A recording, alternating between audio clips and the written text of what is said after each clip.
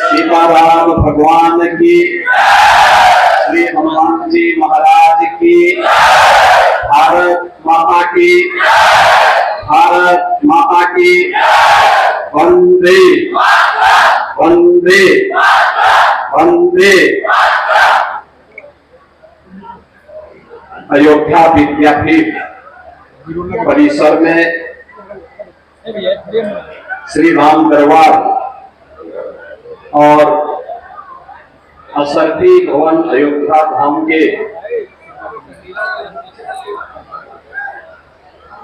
पूज्य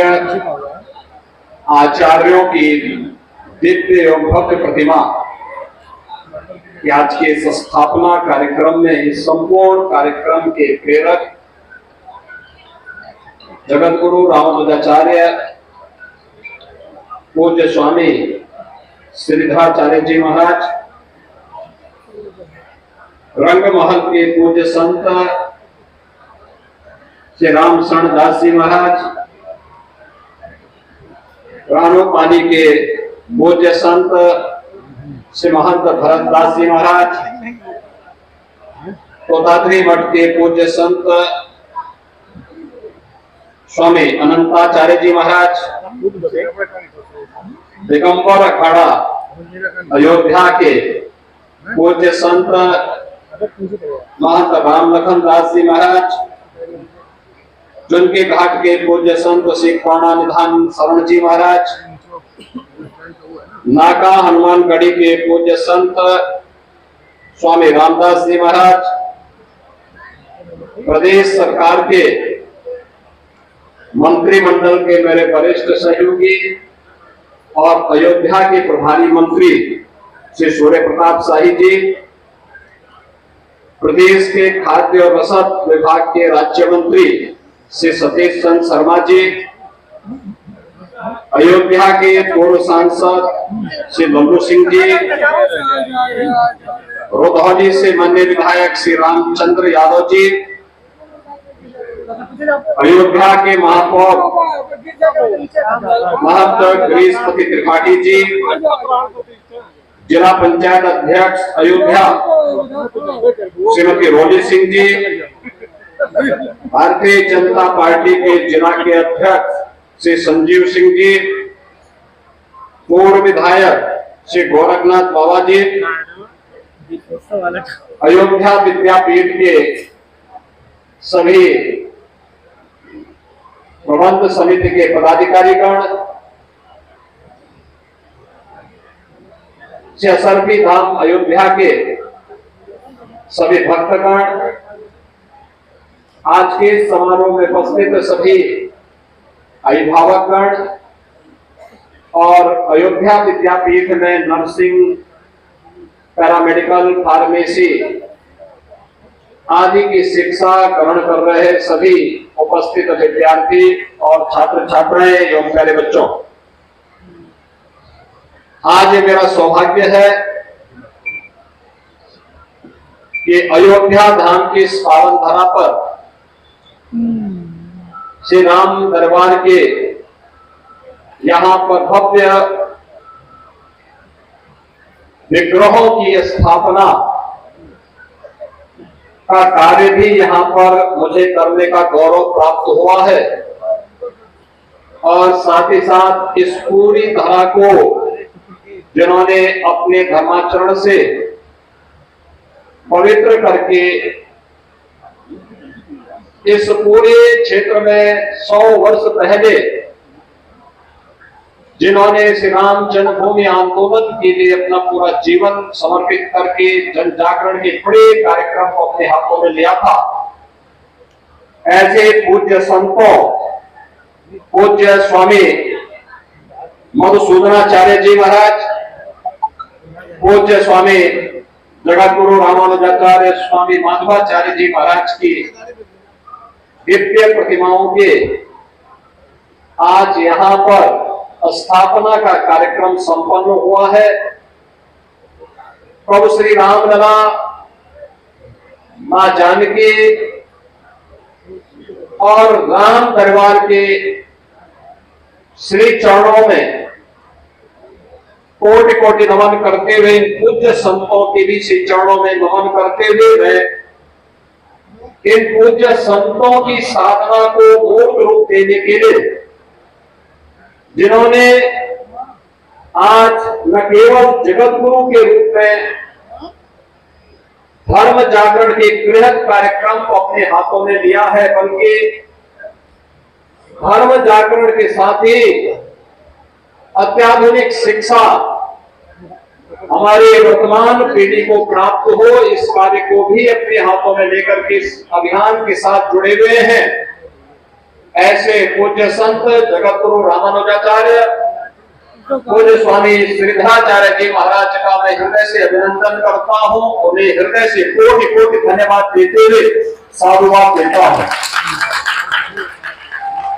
बहनों भाइयों, जब संतों की साधना मूर्त रूप लेती है तो ऐसे संस्थान हम सबको देखने को मिलते हैं। याद करिए, आज से 10 वर्ष पहले, 15 वर्ष पहले क्या इस प्रकार के मूर्त विग्रह आपको दिखाई देते थे? संभवतः नहीं। लेकिन गांव में भी नर्सिंग की शिक्षा हो, पैरामेडिकल की शिक्षा हो, फार्मेसी की शिक्षा हो, और वहां भी शिक्षा ऐसी जो एएनएम करेगा, जीएनएमपी यहाँ पे डिप्लोमा लेगा, बीएससी नर्सिंग करेगा, बी फार्मा करेगा, या कोई भी ऐसा पैरामेडिकल का कोर्स यहाँ पे करेगा,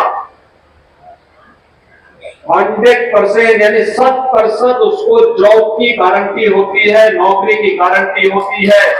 इस प्रकार के कार्यक्रम को संचालित करना यह पूज्य संतों के आशीर्वाद के बगैर संभव नहीं हो पाता। और मैंने इसीलिए कहा, जब गुरु मूर्तियों की और पूज्य संतों का आशीर्वाद और उनकी साधना मूर्त रूप लेती है तो लोक कल्याण का माध्यम ऐसे ही बनता है जैसे अयोध्या विद्यापीठ के माध्यम से संचालित एक पाठ्यक्रम आज यहाँ पर कर रहे हैं। और आज उसी कार्यक्रम के लिए मेरे कार्यक्रम और जगह थे, लेकिन मैं अभी 2 दिन पहले ही अयोध्या आया था। और अयोध्या आगमन के समय जब मेरे पूज्य महाराज से बातचीत हुई तो उन्होंने इस बारे में चर्चा की कि मेरे पूज्य गुरुदेव और आचार्यों की प्रतिमा की स्थापना का कार्यक्रम है, अगर इसमें आपका आगमन हो जाए तो मैंने कहा तो मेरे लिए सौभाग्य की बात है कि जिन पूज्य संतों का पूरा जीवन देश के लिए, भारत के लिए समर्पित रहा है,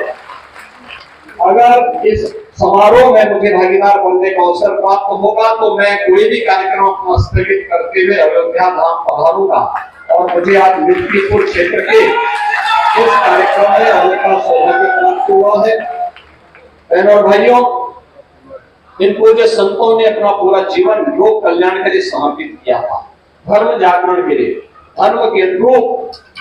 अपने कृतित्व के माध्यम से अपने कर्तव्यों का पालन करते थे, देश और समाज को उसके अनुरूप चलने की नई प्रेरणा दी। पूज्य स्वामी मधुसूदनाचार्य जी महाराज रहे हो, एक लंबे समय तक उन्हें इस धराधाम पर अपने आशीर्वाद से अयोध्या धाम के साथ साथ पूरे देश के अलग अलग क्षेत्रों को अभिषेचित करने का अवसर प्राप्त हुआ। लेकिन वहीं साथ ही साथ जगतगुरु रामानुजाचार्य पूज्य स्वामी माधवाचार्य जी महाराज भले ही भौतिक दृष्टि से उनका कार्यकाल अल्प रहा हो, लेकिन अपने अल्प अवधि में भी उन्होंने अपनी साधना और अपने चमत्कार से लोगों के जीवन में परिवर्तन लाने का कार्य किया। और जो मैंने आपको बताया कि आज अशरफी भवन के लोक कल्याणकारी कार्यक्रम हो या फिर अयोध्या विद्यापीठ के माध्यम से कोरोना जैसी महामारी के दौरान किए गए उपकार के लिए अनेक कार्यक्रम, जब दुनिया हतप्रभ की बीमारी के सामने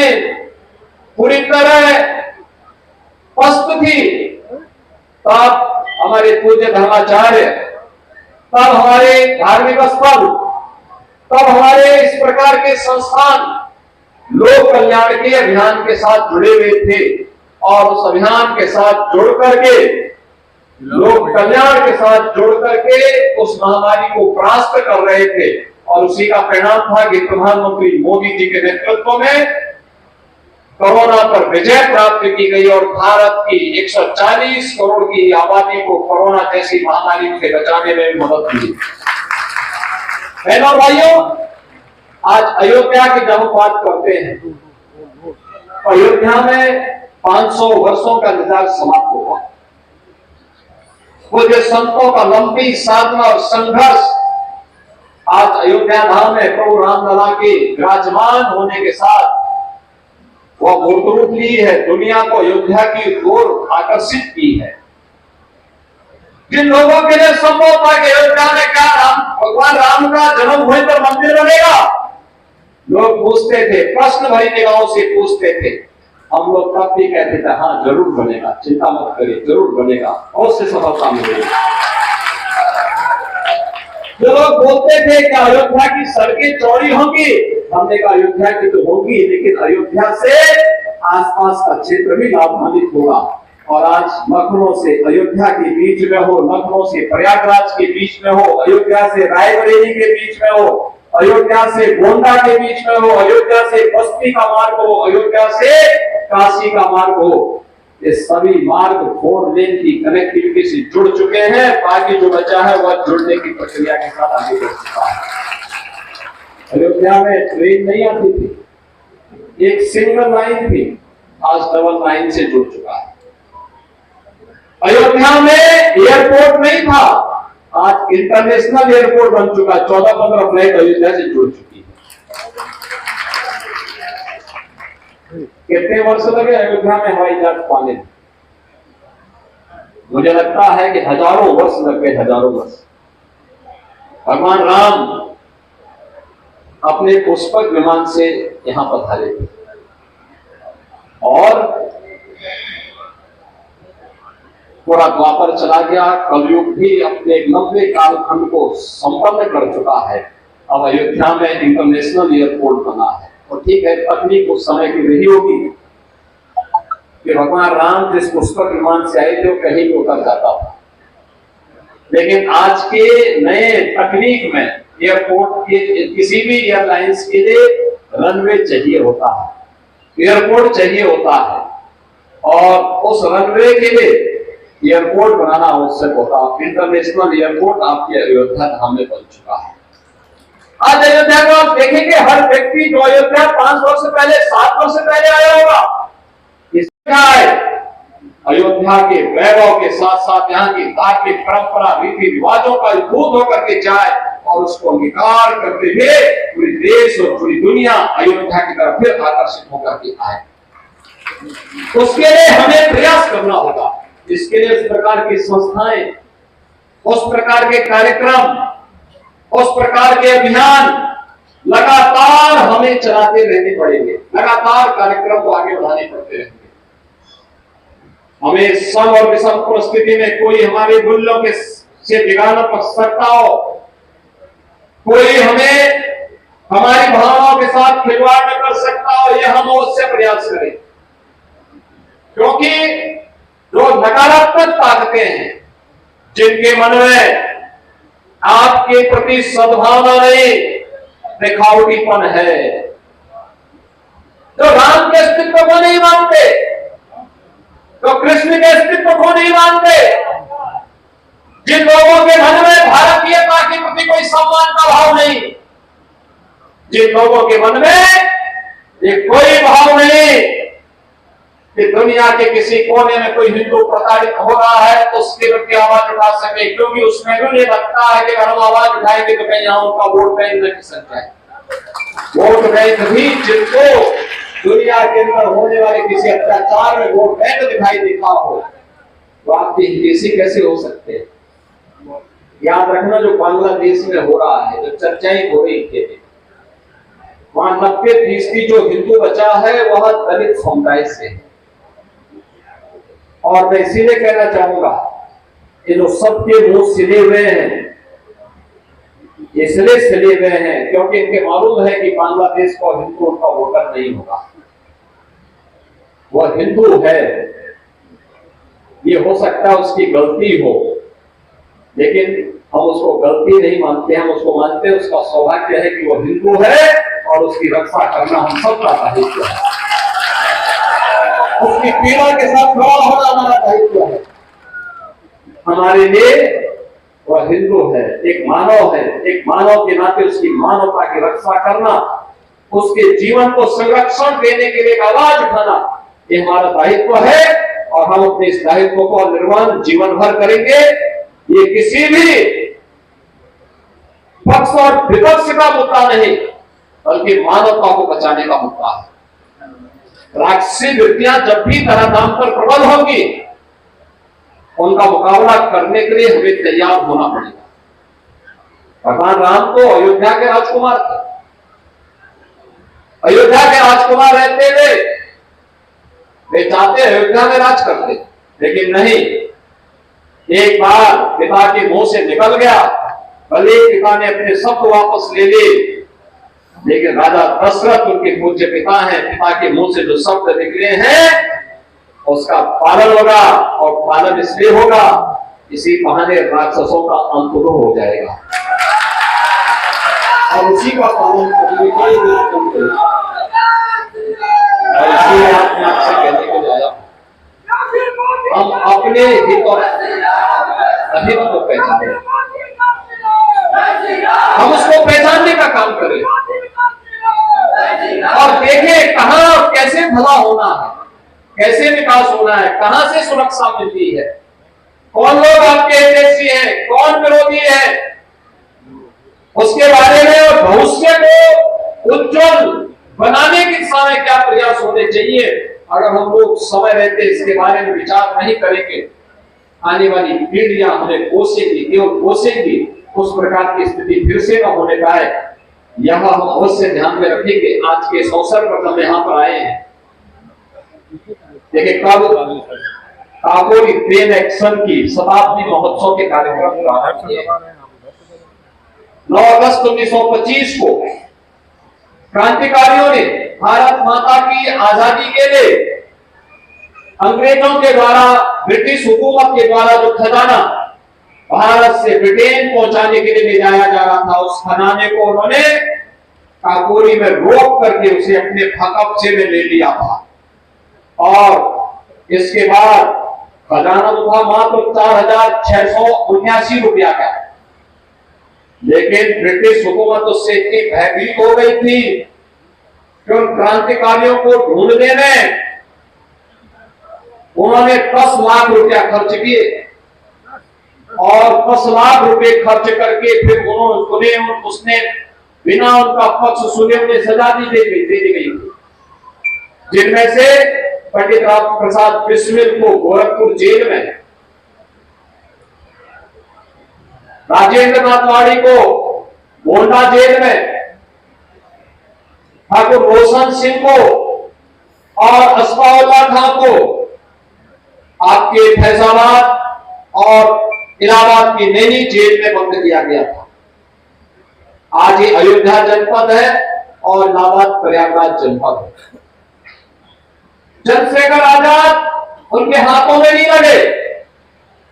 वे ब्रिटिश हुकूमत का मुकाबला करते करते शहीद हुए। पंडित राम प्रसाद बिस्मिल या जितने क्रांतिकारी थे, ये अपने लिए नहीं जिए थे, इस देश की स्वाधीनता के लिए जिए थे। इनका जीवन देश की स्वाधीनता के लिए था। और मैंने कहा था उस समय भी एक ही तमन्ना थी उनके मन में कि हे इस भारतवर्ष में 100 बार मेरा जन्म हो और कारण सदा ही मृत्यु का देशोपकारक कर्म हो, यानी बार बार भारत में मेरा जन्म हो। यही पंडित राम प्रसाद बिस्मिल बोलते थे, यही ठाकुर रोशन सिंह बोलते थे, यही चंद्रशेखर आजाद बोलते थे, यही रामनाथ राजेंद्र नाथ नाड़ी बोलते थे, और यही स्कॉलर स्वामी कहते थे कि हे परमात्मा मेरा जन्म बार बार भारत की धरती में हो,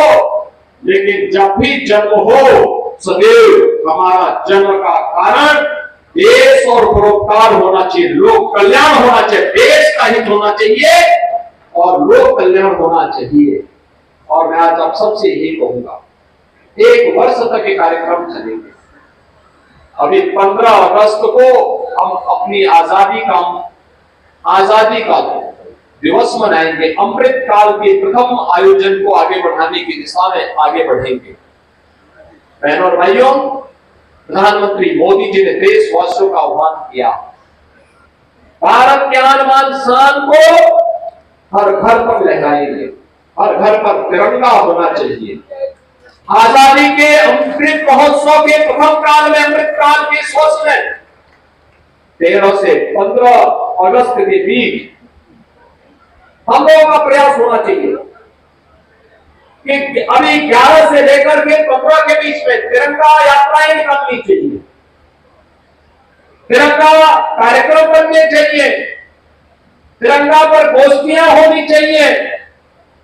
तिरंगा को लेकर के लेखन प्रतियोगिता होनी चाहिए, तिरंगा को लेकर के डिबेट होनी चाहिए, और तिरंगा यात्रा के माध्यम से हर घर में तिरंगा फहराने का कार्य होना चाहिए। और इसके माध्यम से संकल्प होना चाहिए कि मेरे लिए मेरा देश महत्वपूर्ण है, राष्ट्र सर्वोपरि है, नेशन फर्स्ट की इस थ्योरी के साथ हम सबको जुड़ना होगा और तभी हम सबका कल्याण होगा। अयोध्या विद्यापीठ के छात्रों से भी, यहाँ की छात्राओं से मैं कहूंगा कि तिरंगा ला करके हर एक विद्यार्थी एक दिन अगल बगल के गांव में तिरंगा यात्रा के साथ निकल करके भारत माता की जय, वंदे मातरम का नारा लगाते हुए निकल करके हर व्यक्ति को बोले कि भाई ये भारत की आजादी का प्रतीक है, आजादी के इस प्रतीक को अपने घर में लगा करके सम्मान दीजिए, और तभी हमारी आजादी सुरक्षित होगी, और आजादी सुरक्षित होगी तो हम भी सुरक्षित होंगे, हमारा भविष्य भी सुरक्षित होगा। और यही आज के दिन पर हम इस कार्यक्रम को अगर आगे लेकर के चलेंगे तो अवश्य क्रांतिकारियों का, भारत के उन महान शहीदों का सपना साकार होगा जिन्होंने भारत के लिए अपना पूरा जीवन समर्पित किया था, अपना बलिदान दिया था। आज के इस अवसर पर एक बार फिर से यहाँ पर अयोध्या विद्यापीठ परिसर में श्री राम परिवार का भव्य विग्रहों की स्थापना हुई है, उनके श्री चरणों में नमन करता हूं। मैं यहाँ पर पूज्य स्वामी मधुसूदनाचार्य जी महाराज, पूज्य स्वामी रामानुजाचार्य, पूज्य स्वामी माधवाचार्य जी महाराज की भव्य और दिव्य प्रतिमाओं की स्थापना का कार्यक्रम संपन्न हुआ है। इन पूज्य संतों की श्री चरणों में मैं कोटि नमन करता हूं, और इन सभी पूज्य संतों की साधना को मूर्त रूप देने वाले जगत गुरु रामानुजाचार्य पूज्य स्वामी श्रीधराचार्य जी महाराज का हृदय से अभिनंदन करते हुए उन्हें हृदय से साधुवाद देता हूं, जिन्होंने अपनी गुरु परंपरा को इस सम्मान दिलाया है। ये कार्यक्रम और ये कर्म साधना निरंतर आगे बढ़ती रहनी चाहिए। इसके लिए हम लोगों का पूरा सहयोग उनके साथ होगा। आप सबके प्रति मेरी शुभकामनाएं। धन्यवाद। जय हिंद।